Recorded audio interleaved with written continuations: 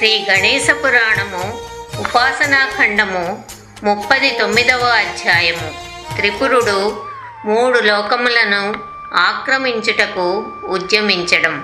త్రిపురుడు కాశ్మీరం నుండి పాషాణములు తెప్పించి వాటితో గణేశమూర్తిని చేయించి మణిమయ సువర్ణ దేవాలయం కట్టించి అందు మంత్రవేత్తలైన బ్రాహ్మణులచే ఆగమశాస్త్ర ప్రకారం గణనాథుని ప్రతిష్ఠ చేయించి స్వామికి షోడశ కర్మలతో పూజ చేసి నిత్య నైవేద్య పూజాధికములను ఏర్పాటు చేశాడు.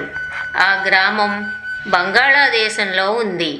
ఆ క్షేత్రము భక్తులకు కొంగు బంగారమై వరసిద్ధిని కలిగిస్తూ ప్రసిద్ధి చెందింది. ఇలా ఉండగా త్రిపురుడు గజానన వరప్రసాద దర్పంతో భూలోకంను వశపరుచుకుని పాలిస్తూ దేవలోకాన్ని ఆక్రమించడానికి సిద్ధమయ్యాడు. పలు దిశల నుండి చతురంగ బలములు వచ్చి త్రిపురుని సేవిస్తూ వచ్చాయి. వాడికి లోబడిన రాజులు సామంతులయ్యారు. ఎదిరించిన వారు యమపురికి చేరుకున్నారు. త్రిపురుడు తన సేనలను మోహరించి అమరావతిపై దండయాత్రకు వెళ్ళాడు. తన బలగాలను 3 భాగాలు చేసి మహోగ్రకాయుడు, బలోన్మత్తుడు, గదా శస్త్రాస్త్ర యుద్ధ నిపుణుడు అయిన వజ్రదంష్టుని పిలిచి, నువ్వు మనుష్యలోకానికి ఆధిపత్యం వహించు అని ఆజ్ఞాపించాడు. కాలకూటుడనేవాణ్ణి రసాతలాన్ని ఆక్రమించమని చెప్పాడు. తన సేనలను వెంటబెట్టుకుని నందనోద్యానంపై దాడి చేసి ఆ సుందర వనాన్ని ధ్వంసం చేయించాడు. తదుపరి త్రిపురుడు తన దూతలతో, మీరు ఇంద్రునితో నాకు అమరావతిని అప్పగించి వాణ్ణి మానవలోకానికి వెళ్ళవలసిందిగా నేను ఆజ్ఞాపించానని చెప్పండి అని చెప్పాడు. దూతలు వెంటనే ఇంద్రుని దగ్గరికి వెళ్ళి త్రిపురుని సందేశం అతడికి అందజేశారు. ఇంద్రుడు మొదట పిడుగు వంటి వార్త విని భయపడ్డాడు. తర్వాత ధైర్యం తెచ్చుకుని, ఓ దూతలారా, మీరందరూ యుద్ధ సన్నద్ధులై రండి అని చెప్పి తన ఐరావతాన్ని ఎక్కి గర్జించాడు. ఇంద్రుడు తన సేనలతో సహా పురం వెలుపరికి వచ్చి నిలబడ్డాడు. త్రిపురుడు తన సేనలను వెంటబెట్టుకుని వచ్చాడు. ఇరు సేనలు యుద్ధం ప్రారంభించాయి. సమరం ఘోరంగా సాగి 2 సేనలు దెబ్బతిన్నాయి. కొందరు దానవులు, కొందరు దేవతలు నశించారు. మిగిలిన వారు తన సేనలతో త్రిపురుడు ఇంద్రుని పైకి తలపడ్డాడు. తన ఖడ్గంతో ఇంద్రుని చేయి నరికాడు. దానితో ఇంద్రుని వజ్రాయుధం కింద పడింది. త్రిపురుడు ఆ వజ్రాయుధంను తీసి దానితో ఐరావతమును కొట్టాడు. ఐరావతం హాహాకారాలు చేస్తూ పారిపోయింది.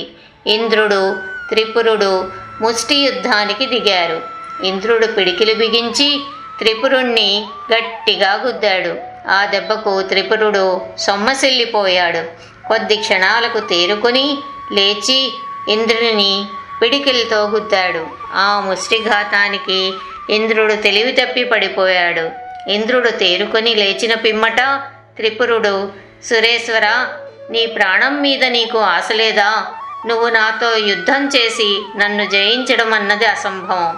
అందుచేత నా మాట విని నువ్వు భూలోకానికి పోయి అక్కడ నీకు నేను కల్పించిన స్థానంలో సుఖంగా ఉండు అని హెచ్చరించాడు. అంత ఇంద్రుడు, త్రిపుర, నా కంఠంలో ప్రాణం ఉన్నంత వరకు నిన్ను నేను విడిచిపెట్టను. నువ్వన్నట్లు నీ చేతికి నేను చిక్కినాడు భూలోకానికి వెళ్తానులే అని జవాబు చెప్పాడు. ఇంద్రపరాజయము. ఇద్దరు బాహాబాహి యుద్ధానికి దిగారు. ఇద్దరు చిత్తుగా కొట్టుకున్నారు. ఒకరినొకరు జయించాలన్న పట్టుదలతో యుద్ధం చేస్తూ ఉండగా త్రిపురుడు ఇంద్రుని కాళ్ళు పట్టి గిరగిరా తిప్పి విసిరివేసి ఐరావతాన్ని అధిష్ఠించి అమరావతిని ఆక్రమించాడు. దేవతలు ఇంద్రుడి కొరకు వెతుక్కుంటూ హిమాలయాలకు పారిపోయారు. దారిలో సిగ్గుతో తలదించుకుని నడిచి వస్తున్న తమ ప్రభువును చూశారు. దేవగణములు గుప్త రూపం దాల్చి పర్వత గృహల్లో తలదాచుకున్నారు.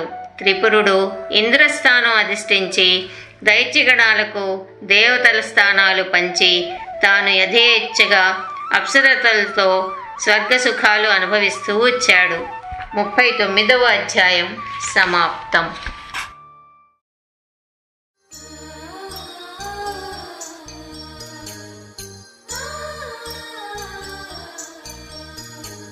శ్రీ గణేశ పురాణము ఉపాసనాఖండము 40వ అధ్యాయము.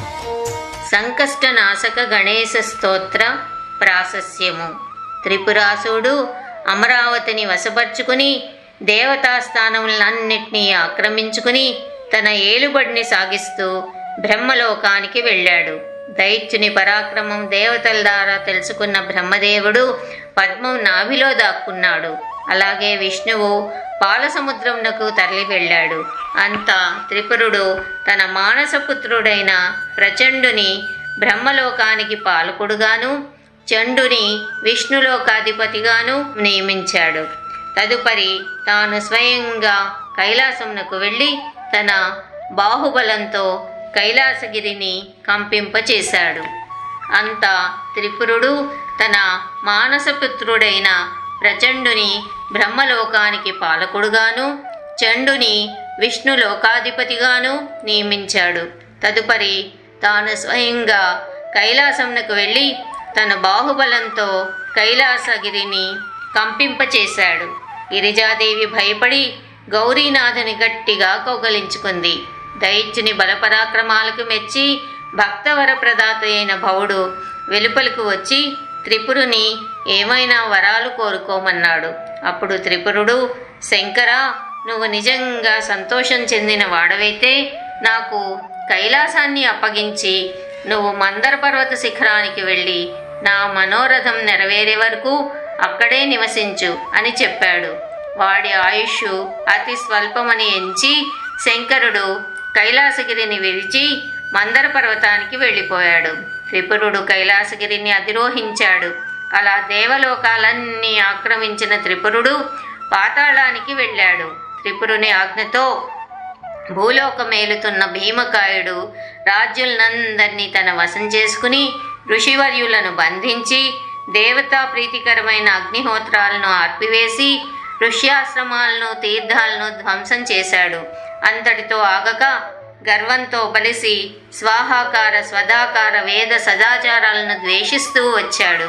ఇదిలా ఉండగా త్రిపురుని దూత వజ్రదంశ్రుడు సప్తపాతాళాలను వశపరుచుకుని అక్కడ నాగకన్యలతో కలిసి సుఖభోగాలు అనుభవిస్తూ వచ్చాడు. ఆయా లోకాల్లో గల అనేక అమూల్య రత్నాలను త్రిపురునికి అందించాడు. ఇలా సమస్త లోకాలను ఆక్రమించి త్రిపురుడు ఆనందం పొందాడు. అంతటా గుహల పాలైన దేవతాగణం ఈ రాక్షసుడి పీడలా విరగడవుతుంది, వీడిని ఎవరు సంహరిస్తారు, వీడికి వరాలు ఎవరిచ్చారు అని వారిలో వారు చర్చించుకోసాగారు.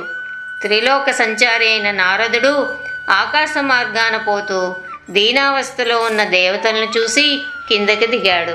నారదుని చూడగానే దేవతలు, మహర్షి, నీకు శతవందనాలు, నువ్వు త్రికాలజ్ఞుడవు, ఈ 3 లోకాల్లో నీకు తెలియని విషయం ఉండదు, చూస్తున్నావు కదా, ఈ త్రిపురుడు మమ్మల్ని మా మాటేమిటి శివకేశవుల్ని స్థానభ్రష్టులను చేశాడు. అసలు వీడికింతటి బలం ఎలా వచ్చింది, వీడికి ఎవరు వరాలిచ్చారు, దయచేసి వీడి పీడ వదిలే ఉపాయం చెప్పండి అని ప్రార్థించారు. నారదుడు, దేవతలారా, వీడు 1000 దివ్య సంవత్సరాలు ఘోర తపస్సు చేసి గణేశ్వరుని అనుగ్రహం సంపాదించాడు. ఆ స్వామి వీడికి దేవ ఋషి, పితృ, యక్ష, రాక్షస, పిశాచ, తక్షకుల వల్ల ఎటువంటి భయము ఉండదని, ఒక్క శంకరుడు మాత్రమే వాణ్ణి నిర్జించగలడని వరమిచ్చాడు. అందుచేత మీరు ఆ గణనాథుని ఆరాధించి అతని అనుగ్రహం పొందండి అని సలహా ఇచ్చాడు. దేవతలందరూ సంతోషించి ఆ స్వామిని ఎలా ఆరాధించాలో చెప్పమని నారదుని కోరారు. నారదుడు దేవతలకు గణేశ ఏకాక్షరి మహామంత్రం ఉపదేశించి, మీరు ఈ మంత్రాన్ని శ్రీ గణేశుడు ప్రత్యక్షమయ్యేంత వరకు జపించండి. ఈ దైత్యుడు అంతమయ్యే ఉపాయం ఆ ద్విరదాస్యుడే మీకు చెప్తాడు అని హితవు చెప్పి వెళ్ళిపోయాడు. నారద వచనానుసారం దేవతలు బొటనవేళ్లపై నిలబడి కొందరు, పద్మాసనం వేసుకుని కొందరు, వీరాసనం వేసుకుని కొందరు ఇలా దృఢ వ్రతులై గణపతి ఏకాక్షర మహామంత్రం చాలా కాలం జపం చేశారు. గజానండు సంతోషించి సొగసైన రత్నకిరీటం, మణికుండలాలు, తుండము, ఏకదంతము, బంగారు మొలతాడు, భుజకీర్తులు, 4 చేతుల్లో పాసము, అంకుశము, పద్మము, పరశువు ధరించి గాత్రమునకు రక్తచందనము, కస్తూరి సింధూరము మైపూతగా పోసుకొని కోటి సూర్యప్రభలతో దేవతల ఎదుట సాక్షాత్కరించాడు. ఆ మూర్తిని చూసి కొందరు మూర్ఛపోయారు, కొందరు ఆశ్చర్యపోయారు, కొందరు నమస్కరించారు. అందరూ కలిసి వారి కష్టములు తీర్చడానికి వారి ముందు సాక్షాత్కరించిన గణపతిని ఇలా స్తుతించారు. అథ సంకష్టహరణ గణేశ స్తోత్రం. నమో నమస్తే పరమార్థరూప, నమో నమస్తేఖిల కారణాయ, నమో నమస్తేఖిల కారకాయ, సర్వేంద్రియాణాం అధివాసినేపి.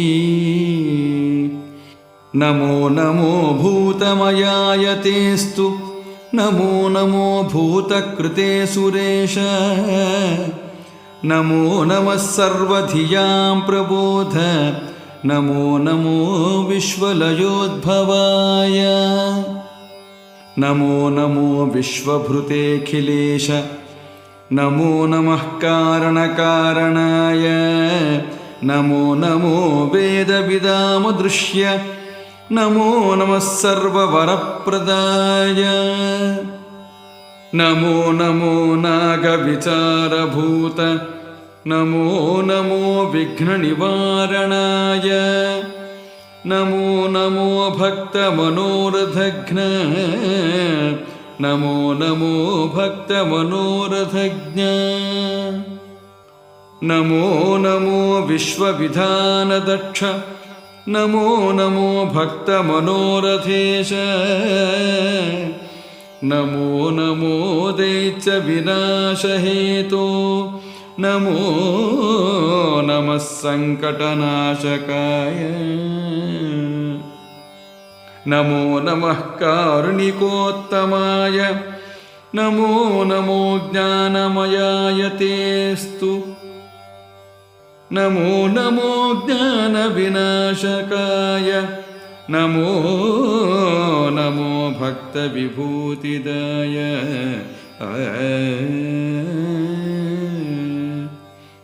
నమో నమో భక్త విభూతిహంత్రే, నమో నమో భక్త విమోచకాయ, నమో నమో భక్త నిబంధకాయ, నమో నమస్తే ప్రవిభక్తమూర్తే,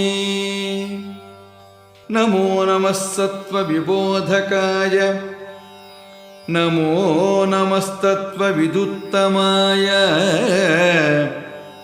నమో నమస్తేఖిల కర్మసాక్షిణే, నమో నమః శ్రీ గణనాథ తుభ్యం.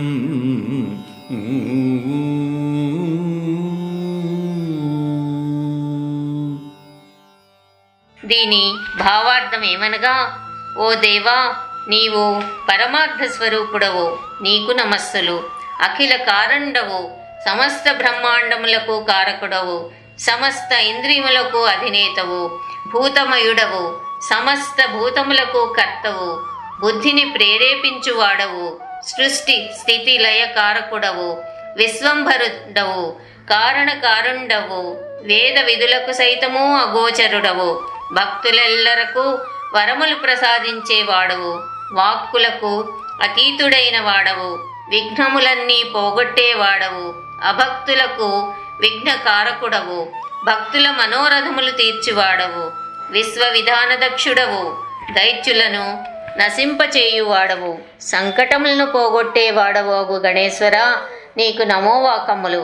ఓ కర్ణమయ్య, ఓ జ్ఞానస్వరూప, అజ్ఞాన వినాశకర, భక్తేశ్వర ప్రదాత, భక్తరక్షక, అభక్త విబంధక, భక్తులు కాని వారిని బంధించేవాడా, భక్త బంధ విమోచక, భక్తుల బంధములను తొలగించేవాడా, నీకు నమస్కారము. తత్వవేత్తల్లో ఉత్తముడవు, తత్వబోధకుడవు, సమస్త కర్మలకు సాక్షీభూతుడవు, సమస్త గణములకు నాథుడవు అగు గణేశ్వర, నీకు వందనములు. ఈ విధంగా దేవతలచే స్తుతింపబడిన గణేశ్వరుడు ప్రసన్నుడై, ఓ దేవతలారా, మీ తపస్సు, మీ స్తోత్రము నన్ను సంతుష్టిపరిచాయి.